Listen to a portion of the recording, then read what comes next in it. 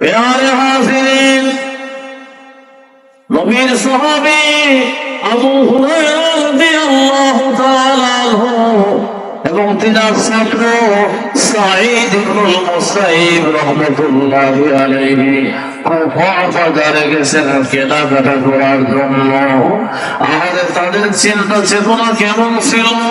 মসজিদে যাওয়ার পরে আমাদের আল্লাহর কথা স্মরণ হয় না, রাসূলের কথা স্মরণ হয় না, আখিরাতের কথা স্মরণ হয় না। মসজিদে যাওয়ার পরেও আমরা বিপদ পর নিন্দা আড্ডা জমাই। মসজিদে যাওয়ার পরে আল্লাহর কথা স্মরণ হয় না, বা মসজিদে যাওয়ার পরে আল্লাহর কথা স্মরণ হলো, চাষতলে যাওয়ার পরে আল্লাহর কথা স্মরণ হয় না, নামাজের কথা স্মরণ হয় না, আখিরাতের কথা স্মরণ হয় না। বাড়ি ঘরে মসজিদে অবস্থান করলেন, আখিরাতের কথা কিছুটা স্মরণ হলেও, আল্লাহ ও রাসূলের কথা কিছুটা স্মরণ হলেও, বাজারে গিয়ে ব্যবসা বাণিজ্যের ঝামেলায় পড়ার পর আর আখিরাতের কথা স্মরণ হয় না, হালাল হারামের ব্যবধানের কথা স্মরণে থাকে না, জবানের হেফাজতের গুরুত্ব থাকে না। নামাজ কালাম কিছুটা পড়লেও বিয়ে শাদীর ঝামেলায় পড়লে আর নামাজের কথা স্মরণ হয় না, আর রোজার কথা স্মরণ হয় না, হালাল হারামের কথা স্মরণ হয় না। নামাজ রোজা কিছুটা করলেও বিশ্ব কাপ নামের বিশ্বকাপ খেলার আয়োজনে ব্যস্ত হয়ে পড়লে আর নামাজের কথা স্মরণ হয় না, আল্লাহর হুকুম পালনের কথা স্মরণ হয় না। আমরা কেমন মুসলমান? আবু হুরায়রা রাদিয়াল্লাহু তাআলা আনহু এবং তিনার ছাত্র সাঈদ ইবনুল মুসাইয়িব রাহমাতুল্লাহি আলাইহি কুফার বাজারে গেছেন নামাজ পড়ার জন্য নয়, রোজা রাখার জন্য নয়। কুফার বাজারে গেছেন চিল্লার দাওয়াত নিয়ে নয়, কুফার বাজারে গেছেন কোরআনে কারীমের তিলাওয়াতের জন্য নয়, কুফার বাজারে গেছেন ওয়াজ করার জন্য নয়, ওয়াজ শোনার জন্য নয়। নবীর সাহাবী হযরতে আবু হুরায়রা রাদিয়াল্লাহু তাআলা আনহু এবং তিনার ছাত্র সাঈদ ইবনুল মুসাইয়িব রাহমাতুল্লাহি আলাইহি কুফার বাজারে গেছেন কেনাকাটার জন্য। কেনাকাটা করতে করতে এক পর্যায়ে আবু হুরায়রা রাদিয়াল্লাহু তাআলা আনহু ছাত্র সাঈদ ইবনুল মুসাইয়িবের হাত ধরে বলেন, হে বাবা সাঈদ ইবনুল মুসাইয়িব, হে বাবা সাঈদ ইবনুল মুসাইয়িব, আজ আল্লাহ রাব্বুল আলামিন আমরা উস্তাদ ছাত্র দুইজনকে দুনিয়ার এক বাজারে জমা করেছেন। আজ আল্লাহ রাব্বুল আলামিন আমরা উস্তাদ ছাত্র দুইজনকে দুনিয়ার এক বাজারে কেনাকাটা করার জন্য জমা করেছেন। বাবা, এইরকম বাজার শুধু দুনিয়াতে নয়, এইরকম বাজার জান্নাতুল ফেরদাউসে কায়েম হবে। সুবহানাল্লাহ। এইরকম বাজার শুধু দুনিয়াতে নয়, এইরকম বাজার জান্নাতুল ফেরদাউসে কায়েম হবে। জান্নাতুল ফেরদাউসের বাজার, সেই বাজার বিশাল বাজার হবে। সেই বাজার আর দুনিয়ার বাজারে ব্যবধান হলো। দুনিয়ার বাজারে সব কিছু পাওয়া যায় না, কিন্তু জান্নাতের বাজারে চাই চাওয়া হবে তাই পাওয়া যাবে। সুবহানাল্লাহ। জান্নাতের বাজারে যাই চাওয়া হবে তাই পাওয়া হবে, যাই চাওয়া হবে তাই পাওয়া যাবে। দুনিয়ার বাজার আর জান্নাতের বাজারের পরস্পর ব্যবধান। আরেক ব্যবধান হলো দুনিয়ার বাজারে টাকা পয়সা ছাড়া কিছু কেনা যায় না, জান্নাতের বাজারে কোনো কিছু নেয়ার জন্য একটা টাকাও লাগবে না, যেহেতু ওই বাজারে বিক্রেতা হবে স্বয়ং আল্লাহ রাব্বুল আলামিন। আল্লাহু আকবার। হ্যাঁ সাঈদ মুসাইয়িব, আজ আল্লাহ রাব্বুল আলামিন আমরা উস্তাদ ছাত্র দুইজনকে দুনিয়ার বাজারে জমা করেছেন। বাবারে, আমি আল্লাহ রাব্বুল আলামিনের দরবারে দোয়া করি।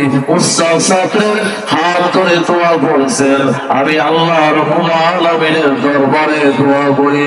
আজ আল্লাহ রাব্বুল আলামিন যেভাবে আমাদেরকে দুনিয়ার বাজারে একত্রিত করেছেন, কাল কিয়ামতের ময়দানে যেন আল্লাহ রাব্বুল আলামিন আমরা উস্তাদ ছাত্র পাক বেটা দুই জনকে জান্নাতের বাজারে সমবেত হওয়ার তৌফিক দান করেন। আওয়াজ করে বলে সুবহানাল্লাহ। অনেক উস্তাদ বুজুর্গ দুনিয়ার বাজারে যাওয়ার পরে আখিরাতের বাজারের কথা শোনা হয়েছে। আমরা দুনিয়ার বাজারে যাওয়ার পরে আমাদের কি অবস্থা হয়? আবু হুরায়রা রাদিয়াল্লাহু তাআলা দোয়া করেছেন, বাবা আজ আল্লাহ রাব্বুল আলামিন যেভাবে আমাদেরকে দুনিয়ার বাজারে জমা করেছেন, কিয়ামতের ময়দানে যেন আমাদেরকে এভাবে জান্নাতের বাজারে একত্রিত হওয়ার তৌফিক দান করেন। আমরা একে অপরের জন্য দোয়া করি। মায়ের দুস্তার বুজুর্গ, আজকের এই মহাসম্মেলন, এই সম্মেলন শেষ সম্মেলন নয়, দুনিয়ার এই সমাজ মাহফিল শেষ ওয়াজ মাহফিল নয়, দুনিয়ার এইসব ইসলামী মহাসম্মেলন শেষ ইসলামী মহাসম্মেলন নয়। জান্নাতে যাওয়ার পরে ইসলামী মহাসম্মেলন হবে। ওই সম্মেলনের সভাপতি হবেন স্বয়ং আল্লাহ রাব্বুল আলামিন। ওই সম্মেলনের বক্তা হবেন নবী হযরতে দাউদ আলাইহিস সালাম। ওই সম্মেলনের বক্তা হবেন নবী মুহাম্মদুর রাসূলুল্লাহ সাল্লাল্লাহু আলাইহি ওয়াসাল্লাম। ওই সম্মেলনে দাউদ নবী কুরআনে কারীমের তিলাওয়াত করবেন, জাবুর কিতাব থেকে তিলাওয়াত করবেন। ওই সম্মেলনে নবী মুহাম্মদুর রাসূলুল্লাহ সাল্লাল্লাহু আলাইহি ওয়াসাল্লাম তিলাওয়াত করবেন।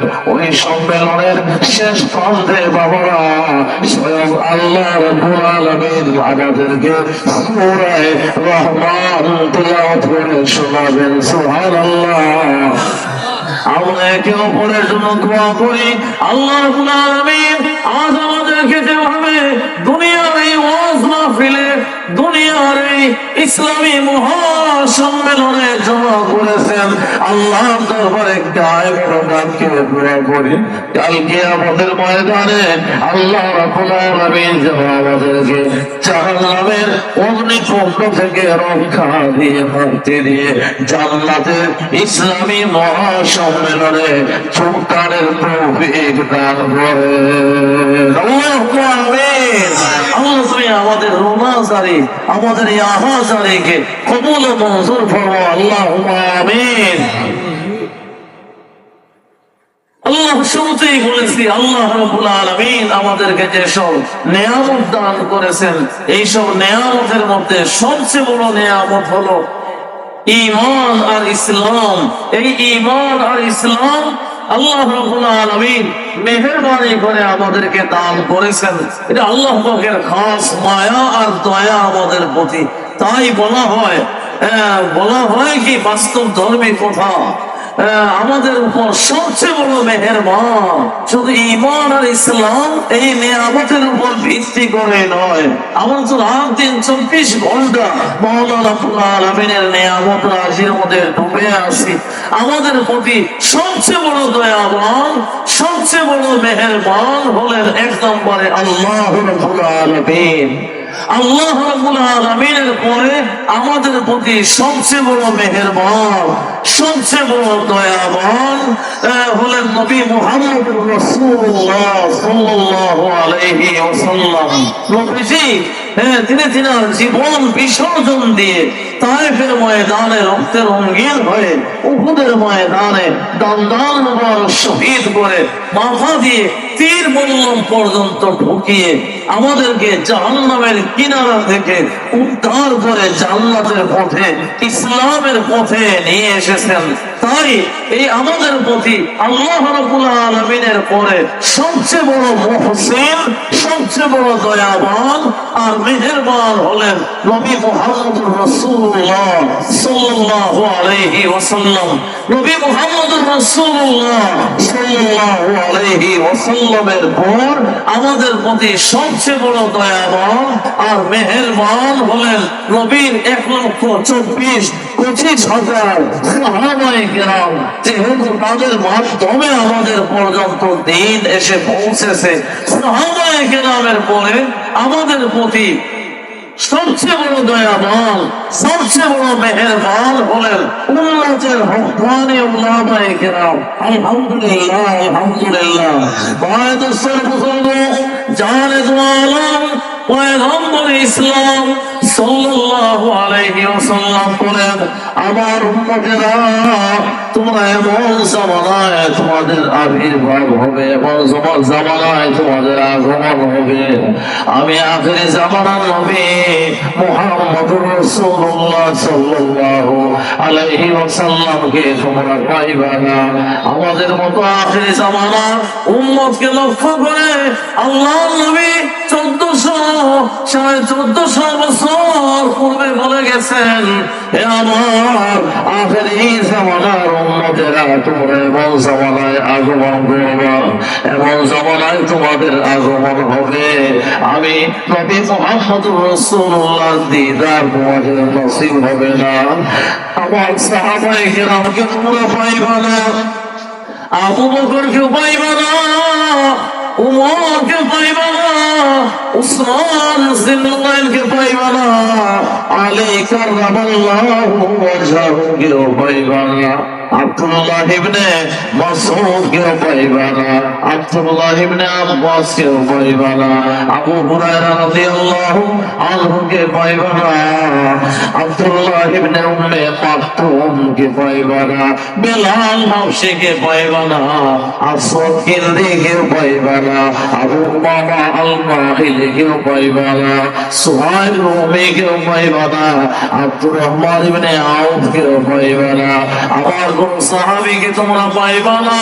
হে আখির জামানার উম্মতেরা, ওই কঠিন জামানায়, ফিতনা ফাসাদের জামানায় যখন আমি নবী মুহাম্মদকে পাইবা না, আমার কোন সাহাবীকে পাইবা না, ওই কঠিন জামানায়, ফিতনা ফাসাদের জামানায় তোমরা তোমাদের ঈমান ও আমলের হেফাজত কিভাবে করবা?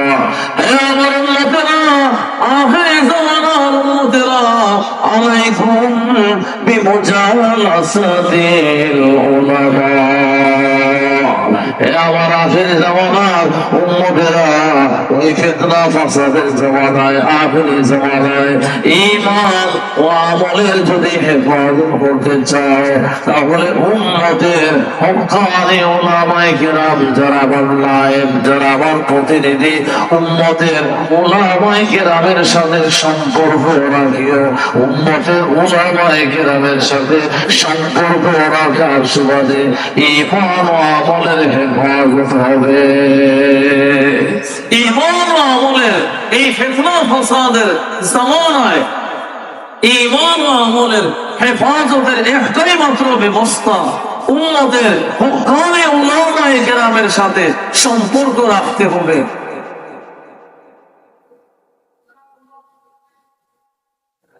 উলামায়ে কেরামের সাথে সম্পর্ক থাকবে, মাদ্রাসার হেফাজত হবে, উলামায়ে কেরামের সাথে সম্পর্ক থাকবে, পীর মুরিদি মেহনতের হেফাজত হবে।